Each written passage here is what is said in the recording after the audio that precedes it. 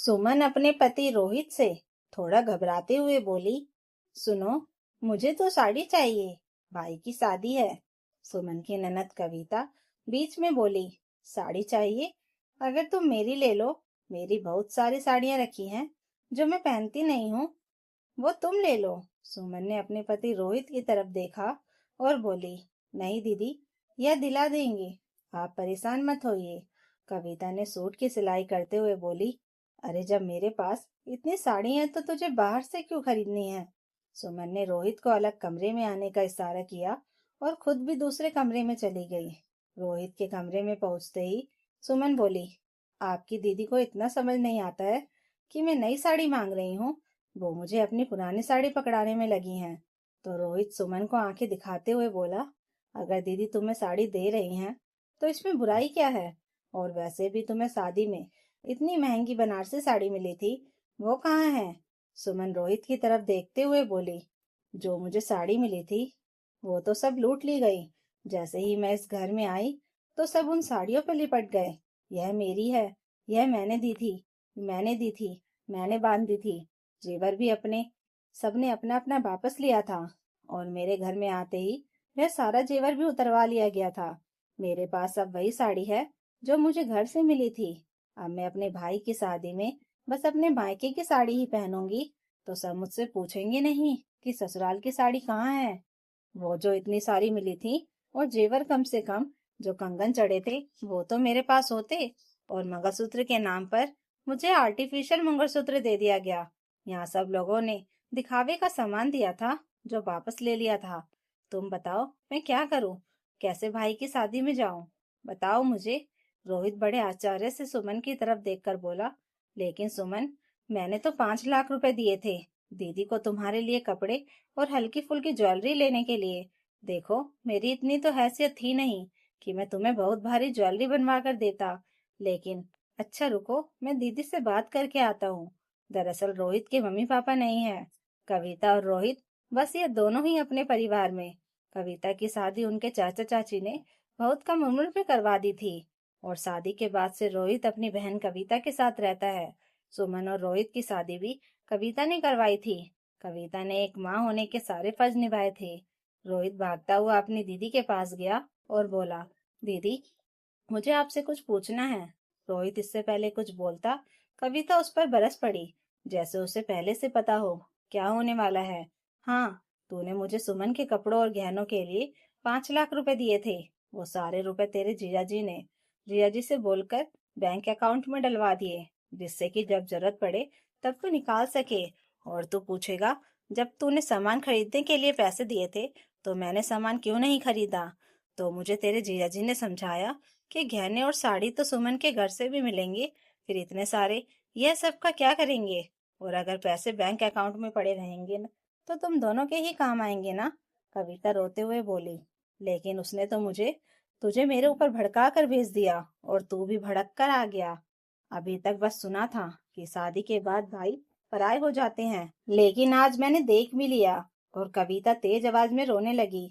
अपनी बहन को रोता हुआ चेहरा रोहित से देखा नहीं गया, और वह कमरे में गया और सुमन से बोला, अरे सुमन, वो पैसे तो मेरी दीदी ने हमारे भविष्य के लिए बैंक में डाल दिए, तुम बेकार में इतना सोच रही थी।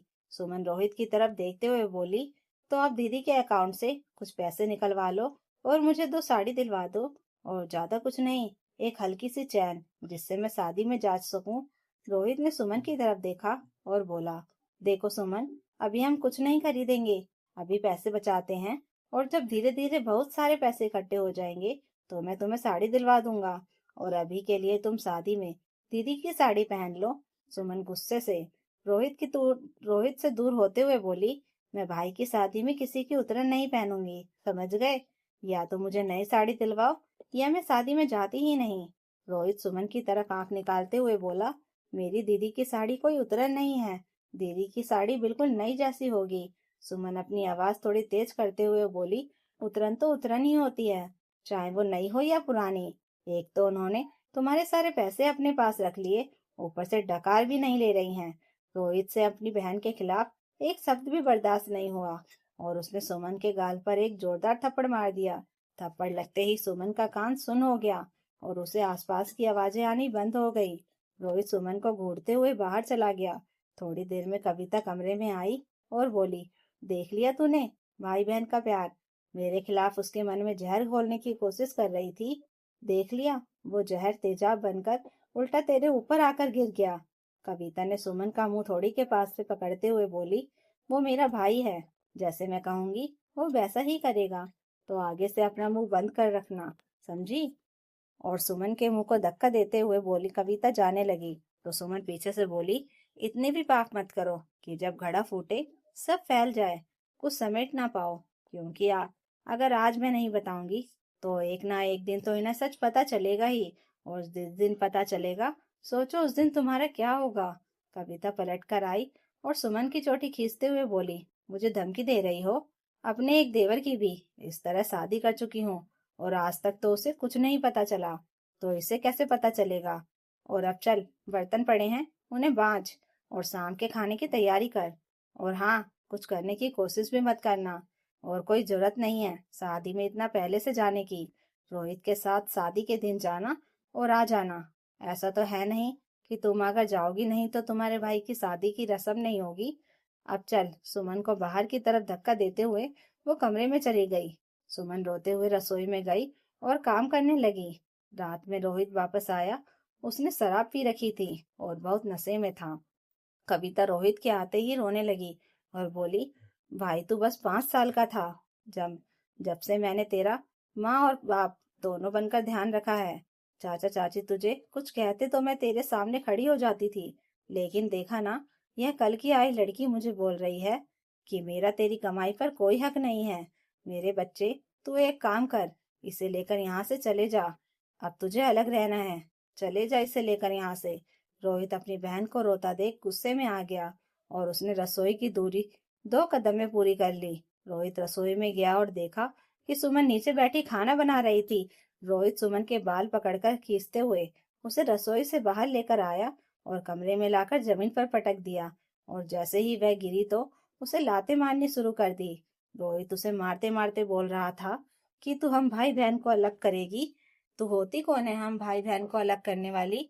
रोहित का गुस्सा शांत नहीं हुआ तो उसने अपनी पैंट से बेल्ट निकाली और सुमन को बेल्ट से मारना शुरू कर दिया। सुमन चिल्लाती रही, गिड़गिड़ाती रही, हाथ जोड़ती रही, लेकिन रोहित नहीं रुका। जब बहुत देर हो गई रोहित को सुमन को मारते हुए, तो कविता का देवर राहुल सामने से आया और रोहित का हाथ पकड़ते हुए बोला, अब क्या जान से मारेगा? बस कर, बहुत हो गया। देख, इसके शरीर से खून निकल रहा है। तेरी मार खाते खाते तेरी मार खाते खाते ये बेहोश हो चुकी है। रोहित ने राहुल ने रोहित के हाथ से बैल छीनकर एक तरफ फेंक दी और बोला, भाई मेरी बात सुन, अगर इसे कुछ हो गया तो हम सब पुलिस में फंस जाएंगे, और वैसे भी कल इसका भाई आ रहा है इसे लेने। वह इसे ऐसे देखेगा तो पता नहीं क्या करेगा, इसलिए भाई अब शांत हो जा। राहुल की बात सुनकर रोहित रुक गया और कमरे में जाकर सो गया। राहुल और कविता के पति मोहन दोनों मिलकर सुमन को उठाते हैं। कविता अपने पति और देवर से बोली, अरे रहने दो, नाटक कर रही है यह सब इसके नाटक हैं। इसे तो अच्छा लग रहा होगा पराए मर्दों से अपने हाथ लगवाते हुए। कविता की ऐसी बातें सुनकर राहुल की पत्नी निर्मला बोली, हाँ दीदी, वैसे ही ना, जैसे जब आपके देवर आपको हाथ लगाते हैं तब आपको अच्छा लगता है, वैसे ही ना। अरे कम से कम इसे तो बख्श देती, यह तो आपके सगे भाई की पत्नी है। कविता निर्मला को आंख दिखाते हुए बोली, क्या बोल रही है तू? तुझे अभी बताऊं मैं? तेरी बहुत जुबान चल रही है। कविता कुछ और बोलती उससे पहले ही निर्मला उसे घूरते हुए बोली, क्या बोलेंगी आप? पिछले 5 साल से अपनी आंखों से रोज देख रही हूँ क्या चल रहा है इस घर में। और आप क्या करवाओगी? ज्यादा से ज्यादा पिटवाओगी ना, उसमें कौन सी बड़ी बात है। आपका काम ही यही है, आदमी को बस में करो और बीवियों को पिटवाओ। मैंने भी आज तक बहुत बर्दाश्त कर लिया, अब बस, क्योंकि आज तक किसी और की नहीं। निर्मला ने राहुल की तरफ देखकर बोला, आज नहीं, अगर आज हाथ उठाया तो अच्छा नहीं होगा। और वह अपने कमरे में चली गई। कविता निर्मला को देखती रह गई और सोचने लगी कि जो आज तक मेरी एक आवाज पर कांपती थी, आज वह मेरे सामने मुंह खोल रही है। इसे तो सबक सिखाना पड़ेगा। कविता राहुल की तरफ देखते हुए बोली, देखा तूने कैसे हम दोनों पर उंगली उठा रही है? मैं तुम सबको अपने बच्चों की तरह रखती हूँ और यह मुझे ही आंख दिखाकर गई है। कविता बोलते बोलते रोने लगी।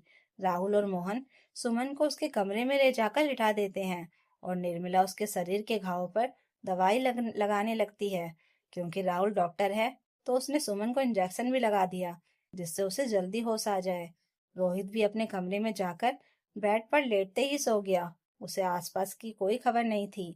थोड़ी देर में सुमन को होश आया और उसने अपने पास निर्मला को देखा तो उससे लिपट कर रोने लगी। निर्मला उसे समझाने लगी और दोनों में कुछ बात हुई। फिर जैसे तैसे सुमन उठी और कमरे से बाहर आई। सुमन ने अपने कमरे का दरवाजा बाहर से बंद कर दिया। निर्मला अपने कमरे में गई तो उसने देखा राहुल भी सो चुका था। उसने भी अपने कमरे का दरवाजा बाहर से बंद कर दिया। फिर दोनों ने कविता के बच्चों का कमरा बाहर से बंद किया। उसके बाद दोनों कविता के कमरे में गई और देखा वह सो रही थी। दोनों ने पहले धीरे से अपने नंदोई मोहन के हाथ पैर बांधे और फिर दोनों ने एक एक डंडा उठाया और जोर जोर से कविता को मारना शुरू कर दिया। कविता का शोर सुनकर मोहन की आंख खुल गई और उसने देखा कि दोनों बहुएं मिलकर कविता को मार रही हैं। उसने आंखें बंद कर ली और इशारे से उन्हें मारते रहने को कहा। दोनों ने तब तक कविता को मारा जब तक वे खुद थक नहीं गई। थक कर दोनों एक तरफ बैठ गईं। सुमन हाफते हुए बोली, वैसे निर्मला दीदी, आज मन बहुत शांत लग रहा है। इन्हें पीट कर जो सुकून मिला है वो बयां नहीं कर सकते। रोहित और राहुल भी अपने अपने दरवाजे पीट रहे थे बाहर निकलने के लिए। इधर कविता दर्द से करा रही थी और गालियां दे रही थी। कविता गाली देते हुए बोली, खोलो मुझे चुड़ा लो, फिर तुम्हें बताती हूँ। एक यह आदमी है जिससे कोई फर्क नहीं पड़ता चाहे इसकी पत्नी मर जाए। एक मेरा भाई पीकर पड़ा है और देवर पता नहीं कहाँ मर गया है। शरीर का हर रंग तोड़ दिया है। कुत्ते की मौत मरोगी तुम दोनों। कविता की बातें सुनकर दोनों एक दूसरे को देखकर हंसने लगी। तभी दरवाजे की बेल बजी तो सुमन और निर्मला जल्दी से खड़ी हो गई। कविता पीछे से चिल्लाई, कमीनियों, मुझे तो खोल दो। उसकी बात सुनकर दोनों पलटी। कविता के पास जाकर दो चार डंडे और मारे और फिर दरवाजा खोलने चली गई। दरवाजा खोलते ही सुमन अपने भाई टोनी से लिपट गई और रोते हुए बोली, भैया, अच्छा हुआ जो आपने हमें ये आइडिया दिया। दरअसल होश में आने के बाद निर्मला ने कुछ कदम उठाने की बात की थी लेकिन दोनों को समझ नहीं आ रहा था कि क्या करे। तब सुमन ने अपने भाई टोनी को फोन कर सारी बात बताई और टोनी ने उन्हें ऐसा करने की सलाह दी। टोनी ने जाकर रोहित और राहुल दोनों के कमरे खोले और फिर कविता और मोहन को भी खोल दिया। जैसे ही कविता के हाथ खुले वह फिर से गालियां देने लगी। टोनी ने उंगली उठाकर बोला, एक शब्द भी मेरी बहन के खिलाफ सुना तो ठीक नहीं होगा। कविता बोली, तुम्हें पता भी है इसने मेरे साथ क्या किया है। तब टोनी दोनों के बीच खड़ा होकर बोला, यह तो कम किया है इसने तुम्हारे साथ। जो तुमने इसके साथ किया, इसके शरीर के जख्म और तुम्हारा धोखा सब सामने है। तुमने झूठी शान दिखाकर शादी में साड़ियां चढ़ाई और बाद में उतरन बताकर छीन ली। सुमन रोहित की तरफ देखते हुए बोली, भैया, इन्होंने मुझे बेल्ट से मारा, सिर्फ जमीन पर दे मारा। यही लोग इसे शराब भी मंगा कर देते हैं। मेरी जिंदगी खराब करने वाले यही हैं। इन्हें छोड़ना मत। कविता रोहित से बोली, देख, इसने अपने भाई को बुलाकर हमें फंसाने की कोशिश की है। रोहित टोनी को गाली देते हुए आगे बढ़ा तो टोनी ने हाथ उठाकर रोका और जेब से फोन निकालकर किसी को अंदर आने को कहा। सामने पुलिस थी। पुलिस देखते ही सब घबरा गए और माफी मांगने लगे लेकिन सुमन नहीं मानी और सबको धोखाधड़ी और मारपीट के जुर्म में गिरफ्तार करवा दिया। सुमन निर्मला को साथ लेकर अपने मायके चली गई और कुछ महीनों में सुमन, रोहित और राहुल निर्मला का तलाक हो गया। अब सब अपने अपने घर में सुकून से थे और रोज रोज की मार और अपमान भरी जिंदगी खत्म हो चुकी थी। तो दोस्तों, अगर आपको यह कहानी अच्छी लगी हो तो कमेंट करके जरूर बताइएगा और नई कहानियों के लिए चैनल को सब्सक्राइब जरूर कर लीजिएगा। Thank you for watching.